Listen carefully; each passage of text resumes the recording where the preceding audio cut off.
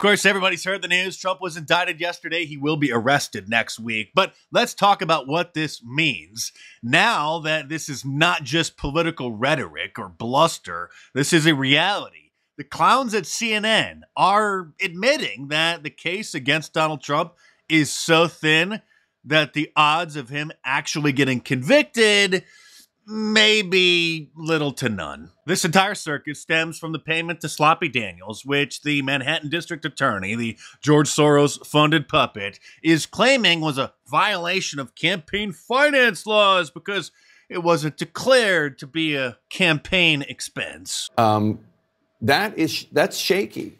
That's risky. The prosecutors went after John Edwards for that, and ultimately that he was not convicted. And one of the reasons is he was able to say, and I think Donald Trump could argue, I wasn't trying to hide that from voters. I was trying to hide it from my wife. That's exactly right. And I think he was acquitted on one count and hung jury on 5 others, something like that.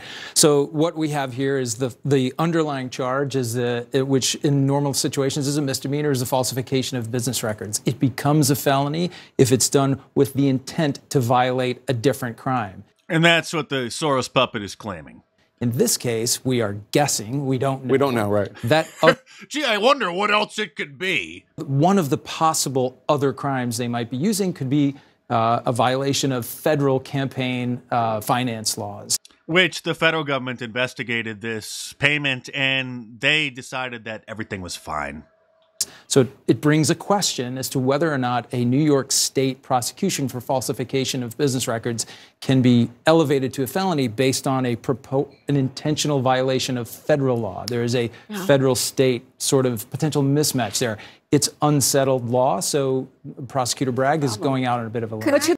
Going out on a bit of a limb. I think that's an Orwellian way of explaining that he is trumping up the charges, no pun intended. That's Andrew McCabe, by the way, the former deputy director or the second in command of the FBI. So he certainly knows that this is a bunch of BS. Here's CNN's legal analyst and Don Lemon's primetime replacement, Laura Coates, agreeing. Is there any chance that this case is not strong? Yes. Candidly, yes. There's always the chance.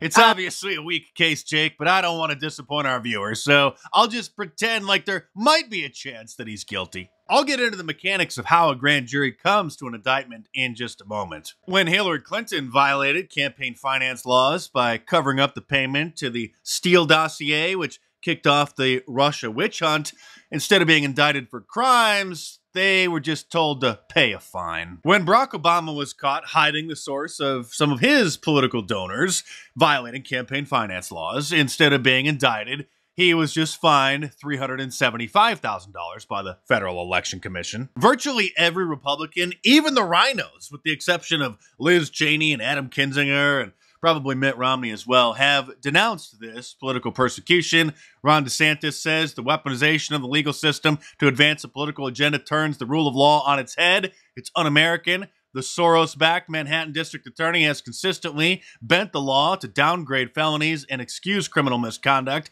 yet now he is stretching the law to target a political opponent. Florida will not assist in extradition requests given the questionable circumstance at issue with the Soros-backed Manhattan prosecutor and his political agenda. Nobody is taking it harder, however, than Sean Hannity's boyfriend, Lindsey Graham, who almost broke down into tears last night. Well, if you got a pile of crap and you chop it up 34 times, it's still a pile of crap. It's duplicitous charging. They're trying to smear the guy. They're trying to take cases that nobody else would take and resurrect them. This is literally legal voodoo. The grand jury that decided to indict Donald Trump is made up of 23 people, and in order to get the indictment, all they needed was 12 of them, the majority, in order to vote for the indictment. So this is not like in an actual trial where you need a unanimous verdict. You need everybody to agree. All it took is 12 out of the 23 in order to indict. And so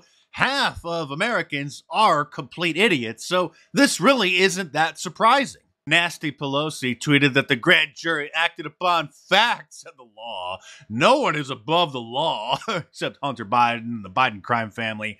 And everyone has the right to a trial to prove innocence. I'm sorry, Nasty. That's not how it works. Everybody in America is presumed innocent until or unless proven guilty. You don't have to prove that you're innocent. And this is literally the kind of person who is on the grand jury, who votes to indict. Remember her? This was the jury foreman in the grand jury in Georgia, one of 4 criminal investigations, witch hunts into the former president. And on the one question that we are all wondering about, did the special grand jury recommend an indictment against the former president? Take a listen. Did the grand jury recommend an indictment of former President Trump? I'm not going to speak on exact indictments. Would we be surprised? Are there bombshells of who is being recommended for indictment? I don't think that there are any giant plot twists coming. I don't think that there are any, giant...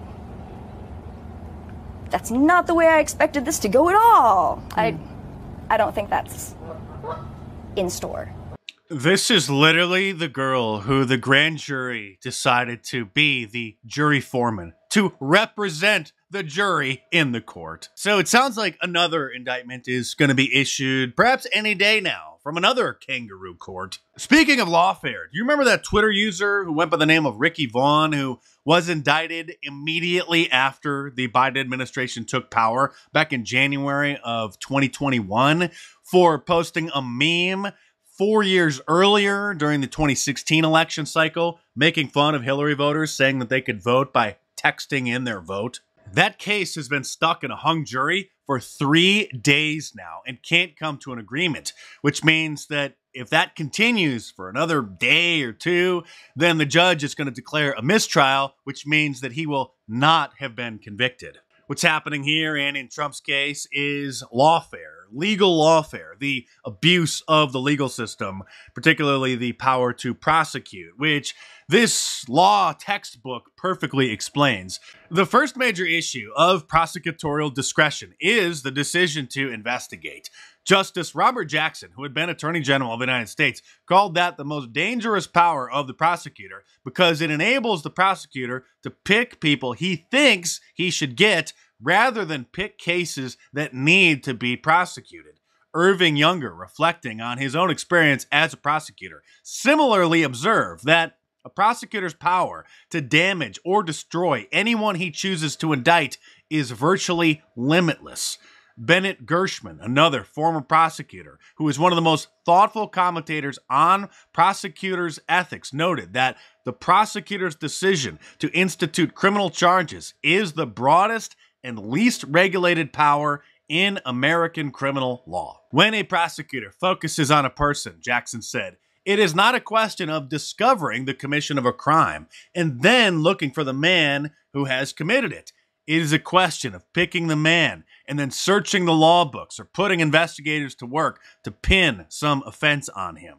At that point, law enforcement becomes personal, and the real crime becomes that of being unpopular with the predominant or governing group, being attached to the wrong political views, or being personally obnoxious to or in the way of the prosecutor himself. Abuses like this used to be very rare in the United States, but now we are a collapsing empire. We are a banana republic. Joe Biden just said in an official proclamation from the White House that transgender people shape our nation's soul.